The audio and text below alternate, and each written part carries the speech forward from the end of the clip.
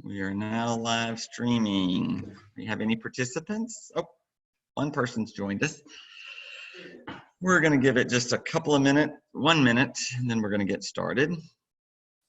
We're adding participants.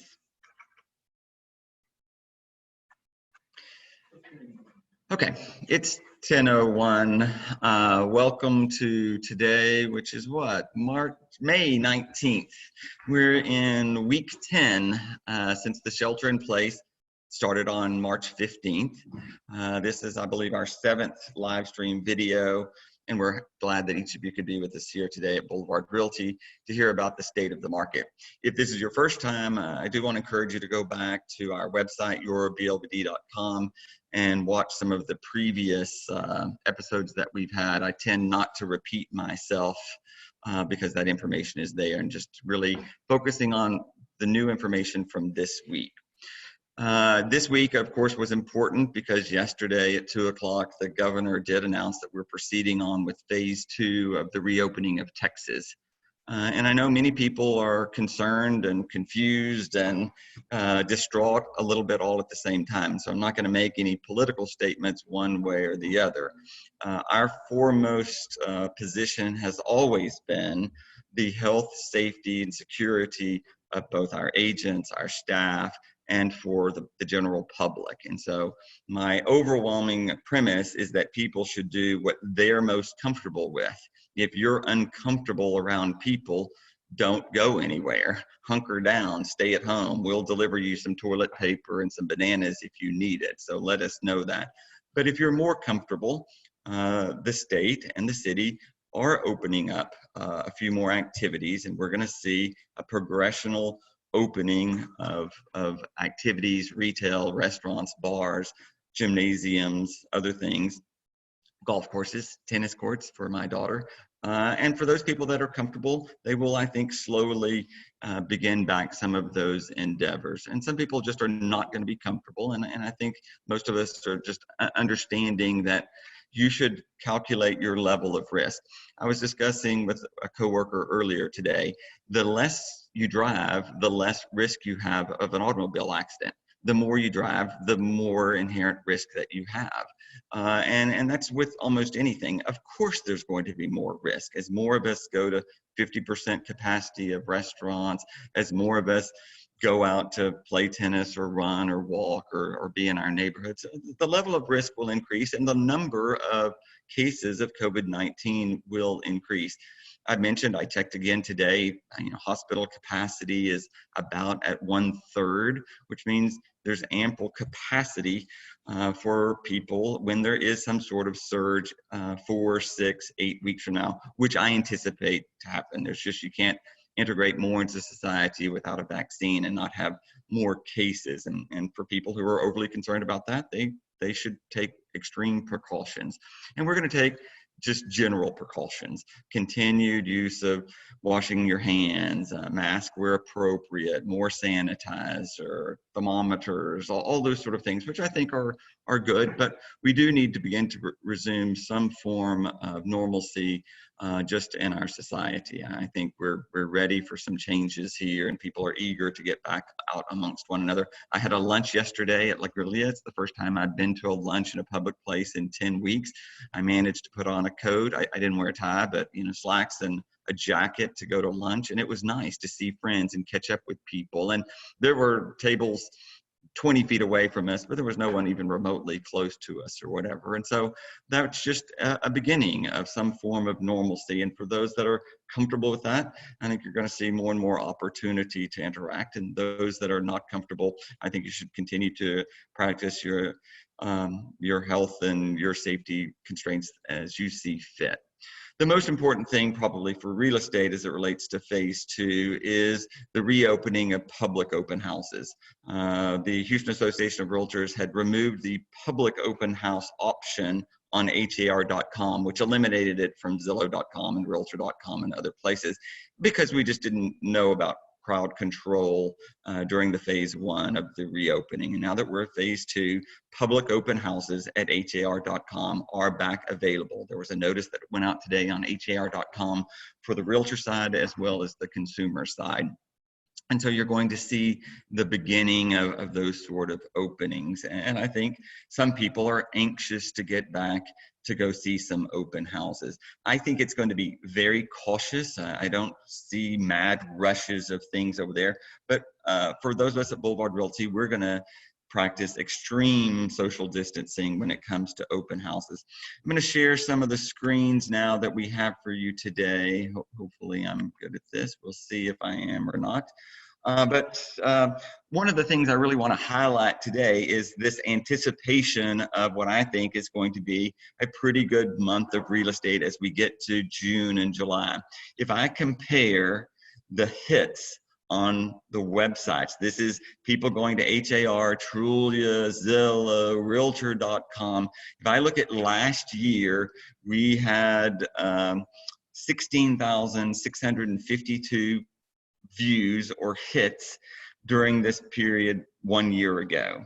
With virtually the same number of listings, this past week we had 39,672. So you're talking about well over double the number of people who are on some mechanism, a computer or a phone or something, who are looking at our listings. And I think that's part of this pent-up demand of people who are anxious to maybe get back into the housing market. And we know that it hasn't been necessarily a great time to buy, only because the amount of inventory has been so low.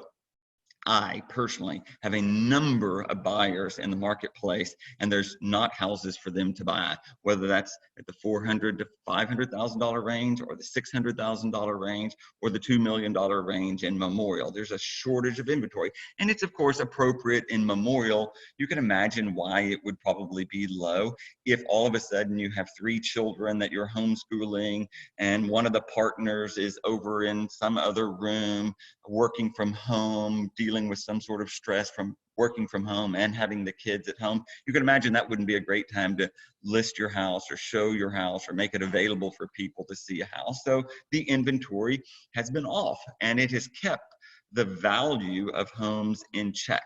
The number of sales went down, but the number of listings went down, which maintained a balanced market and balanced and level pricing along the way. If we look at, and these statistics of views are same across the region. It's not just Boulevard Realty by any means, because we don't have any more listings than we had last year. I'm not sure we don't have slightly less, but definitely the number of views, and that's people who want to see what their house is worth, who want to see trends, who want to know what they should remodel and look like. It's not all buyers. I'm realistic. Some people are just bored and they're just stalkers on HAR.com, which we're glad they're there, and we're glad that people find that a place to go to. But it is an indication of something positive. Like say, whether the glass is half full or half empty, I'm going to take that the number of digital hits is more than double than a year ago in the middle of a pandemic as a very positive spin. The inventory, as we had been talking about, I think is tightening, and I think it's going to get better. For my buyers who are into the marketplace, I believe you're going to see more houses beginning really June 1. I think people are going to take the last of this little bit of Memorial Day weekend. They're going to be done with whatever schooling their option is. Finally, they can load up the kids and take them to the grandparents.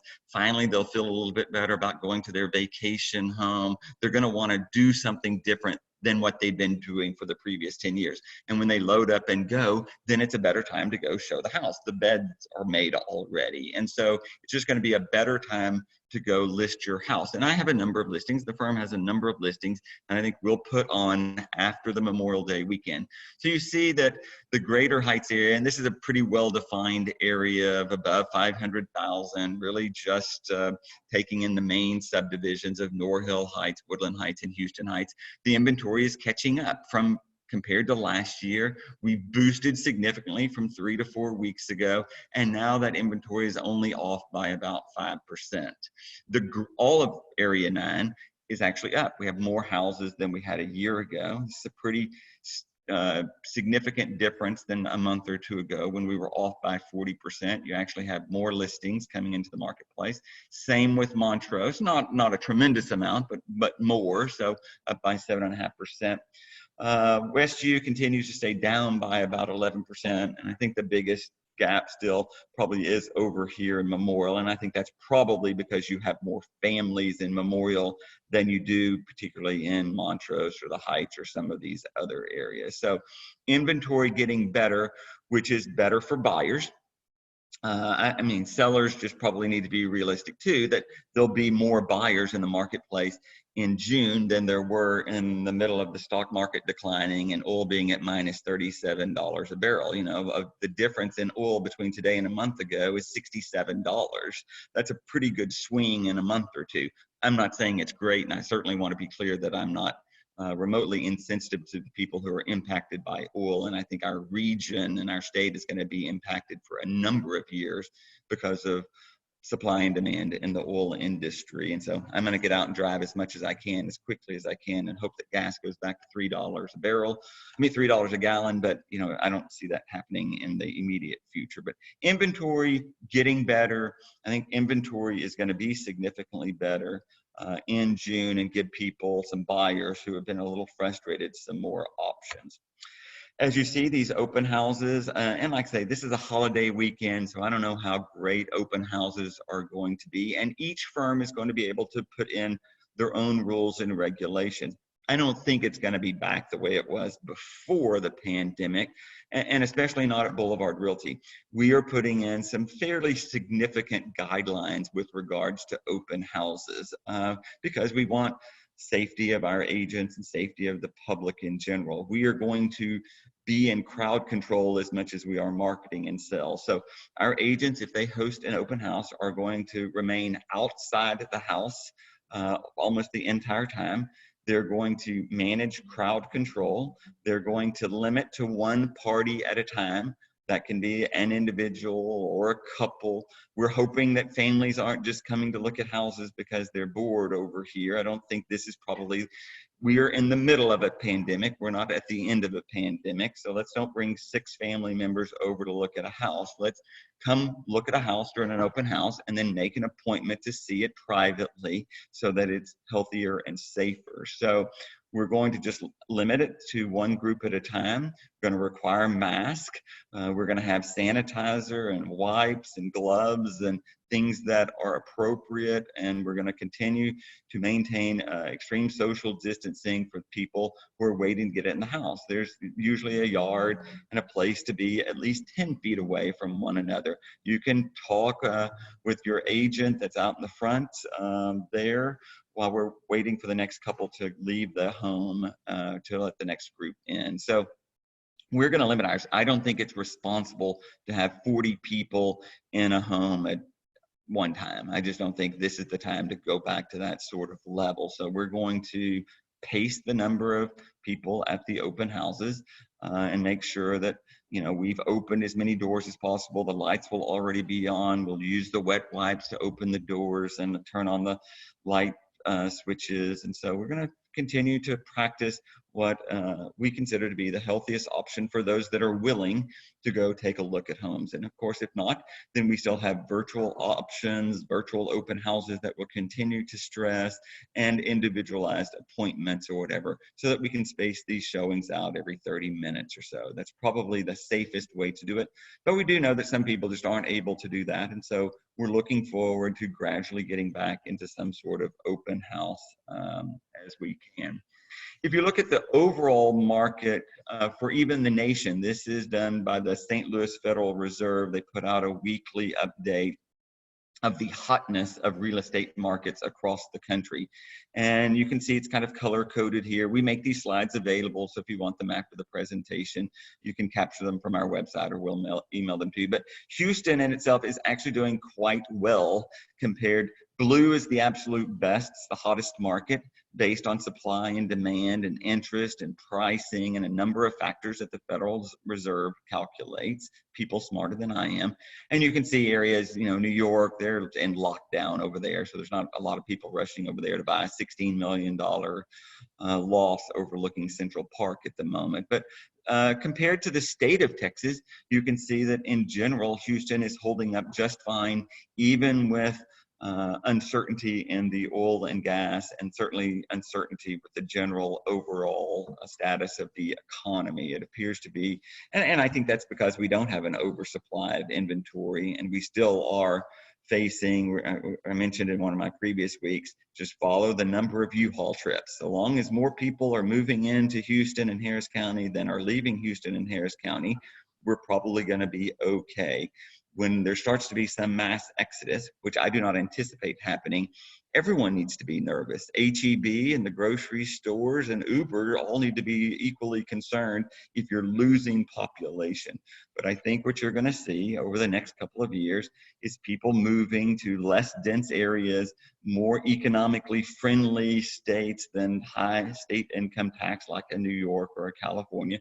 And you continue to move to the Sun Belt, which was a migration that was happening over the last couple of decades.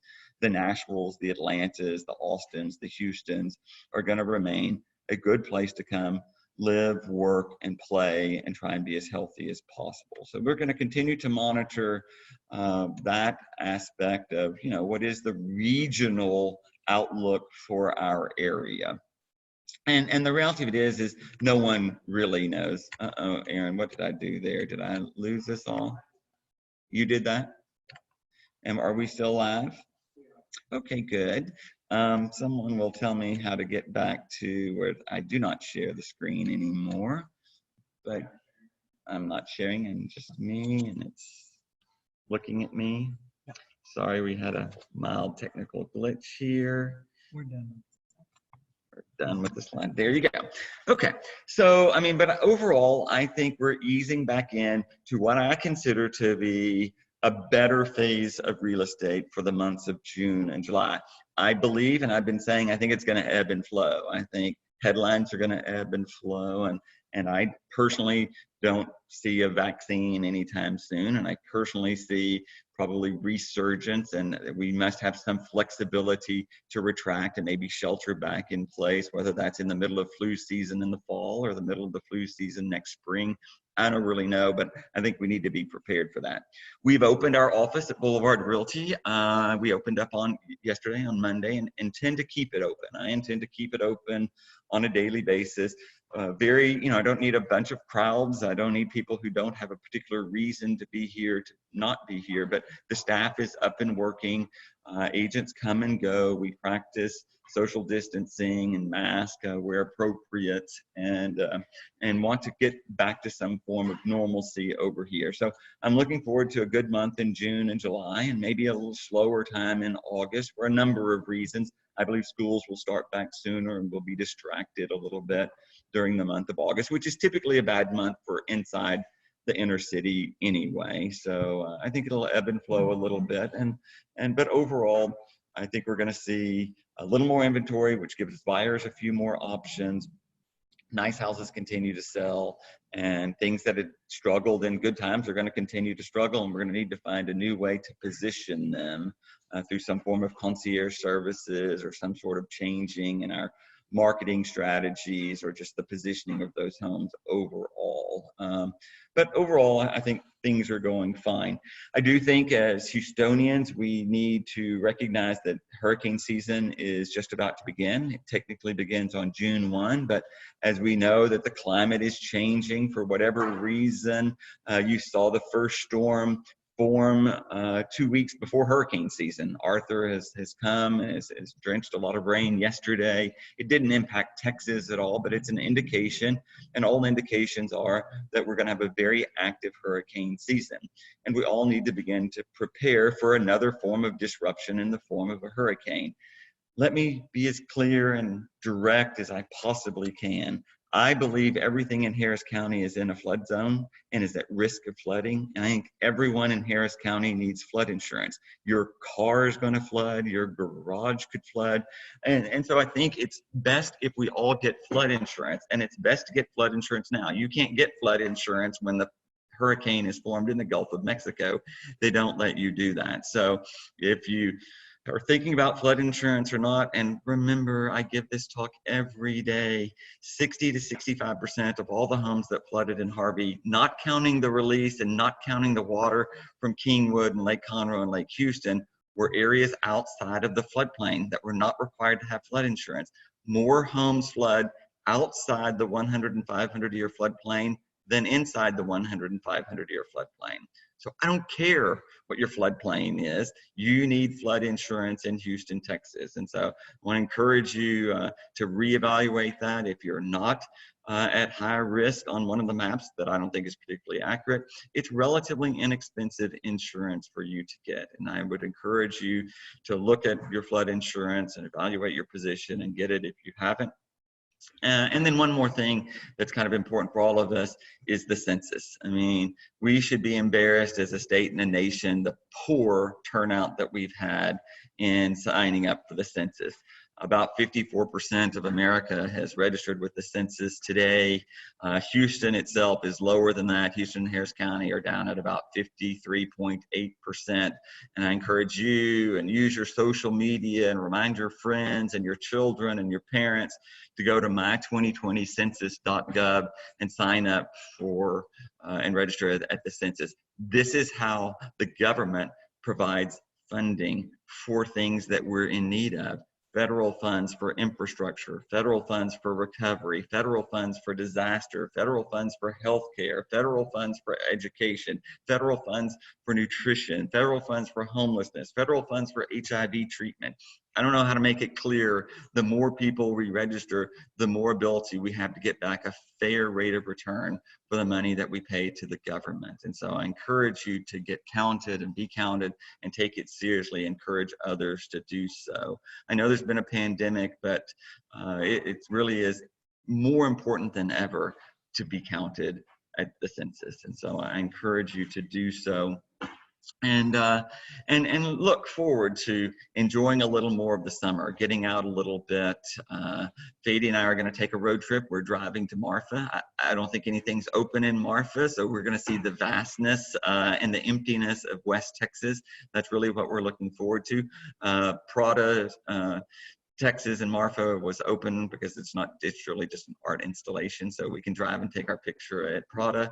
But I mean, I encourage you to take a little moment and get out a little bit, maybe go to the beach or a park or run, and then hunker down for what it promises to be a better summer and a better couple of months here. So we're going to continue to pay attention to list price to sales price, the amount of inventory, interest rates, all of those sort of things that we've been talking about for the last 10 weeks are all still in play.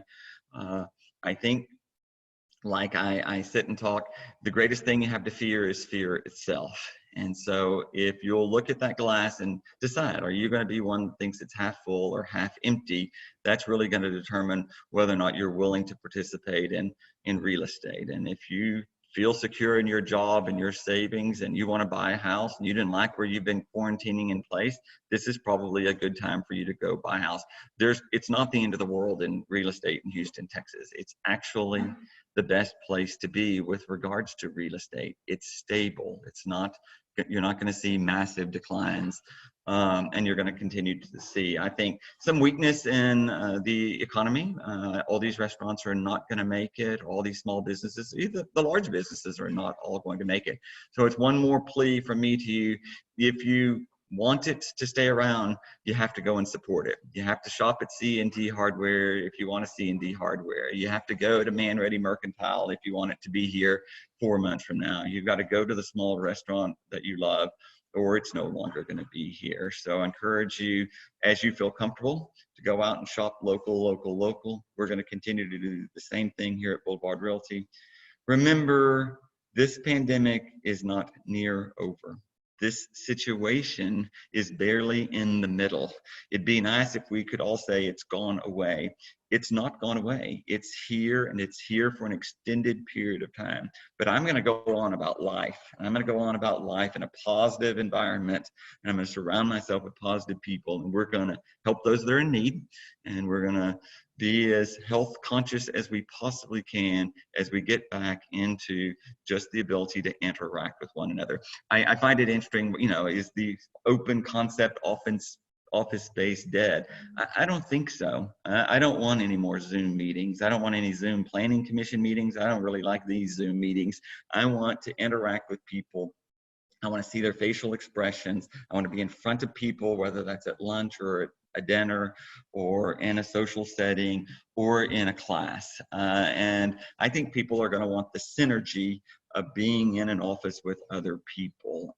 Some people love working from home. For some people, that's the best option. And I think we ought to have a wide variety of options for people. But I think even as an employer, I feel like my people are more productive if they're working here at the office on a regular basis than if they just work from home and work a little bit at a time. And I want productivity from my employees. I think that's reasonable to ask. If I'm paying for them, I should be able to receive a certain amount of productivity, which I think you're more apt to have in the synergy of an office type environment. I'm not saying that's 100% true. I'm just saying in general, I like the synergy of being together with my agents, with our clients, with our staff, and I'm looking forward to more and more of those times together, and I think other people are also. Aaron, we have any questions today? We're happy to always answer your questions, or if you have questions later, you feel free to email them. These are generally just my opinions, and I may not be an expert, but no questions today. Okay, well, I want you to have a great day and a great week. Hope you have a great Memorial Day weekend. Get out, see part of Houston or part of Texas that you haven't seen for a while, and we'll pick back up next Tuesday. Thank you so much and have a great day.